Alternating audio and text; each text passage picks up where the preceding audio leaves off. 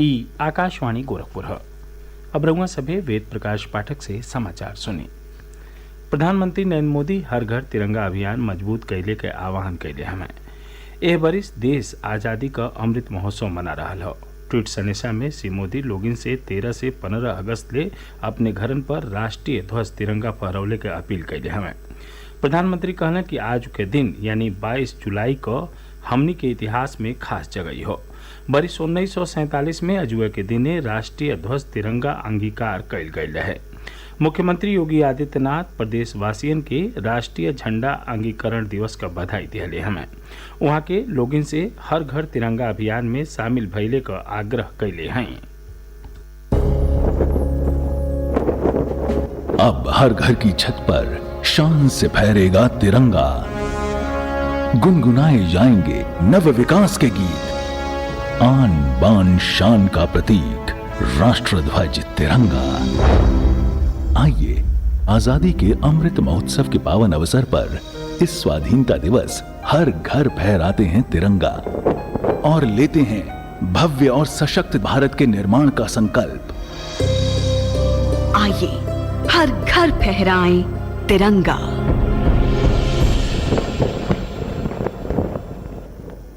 मुख्यमंत्री योगी आदित्यनाथ लोगन से बरखा का पानी संरक्षित कैले के अपील कैले हमें। लखनऊ में आज भूजल सप्ताह के समापन समारोह के संबोधित करत वहाँ के कहने की पानी का हर एक बूंद कीमती हवे। श्री योगी कहना कि जल संरक्षण समाज और प्रकृति बदे आज का जरूरत हो।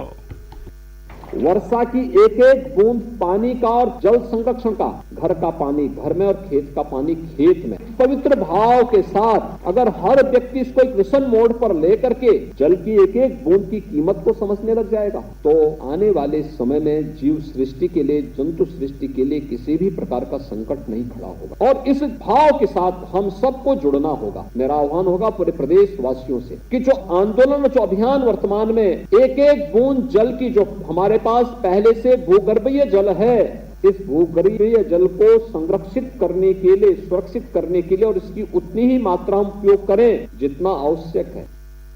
मुख्यमंत्री कहना कि प्रदेश सरकार भूजल के ढेर दोहन के रोके बदे लगातार काम कर रहा हो।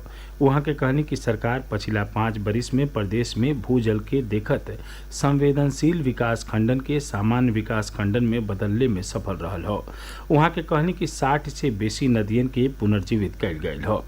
मुख्यमंत्री कहना कि आज़ादी का अमृत महोत्सव बरिस में प्रदेश में हर जिला में 75 अमृत सरोवरन का निर्माण तेजी से चल रहा हो।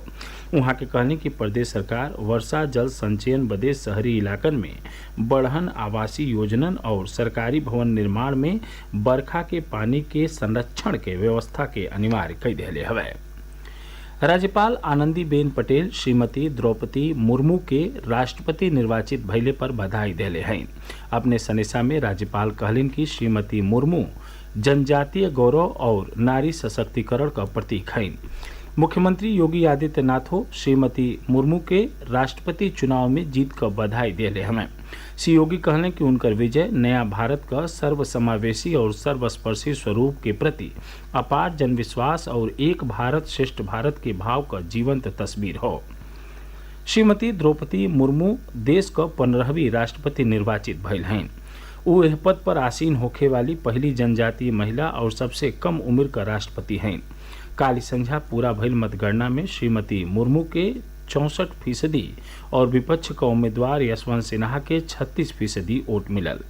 प्रधान न्यायाधीश न्यायमूर्ति NV रमना सोमवार के संसद के केंद्रीय कक्ष में श्रीमती मुर्मू के राष्ट्रपति पद का शपथ दिलाई हैं। प्रधानमंत्री फसल बीमा योजना का लाभ अब भारतीय डाक विभागों से पावल जा सकेला। योजना से ढेर किसानन के जोड़े बदे डाक विभाग बिहने से राज्य में विशेष अभियान चलाए। बनारस परिक्षेत्र का post master general Shri Krishna Kumar Yadav बतौने कि बनारस परिक्षेत्र का 6 जिला वाराणसी, भदोही, चंदौली, गाजीपुर, जौनपुर और बलिया का 1699 डाकघरन में ये विशेष अभियान चली। वहाँ के बतौनी कि यह महीना बनारस परिक्षेत्र में अबले 800 से बेसी किसान प्रधानमंत्री फसल बीमा योजना के तहत पंजीकरण करा चुकल हमें। वहाँ के बतौनी कि किसानन के डाकघरन के जरिया से ऑनलाइन आवेदन बदे खतौनी, पहचान पत्र और बैंक पासबुक साथे लेके आवे के होई।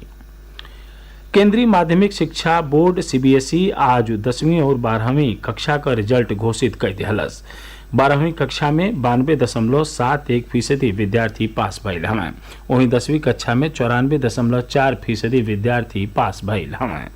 एक साथ ही समाचार बुलेटिन पूरा भइल। नमस्कार।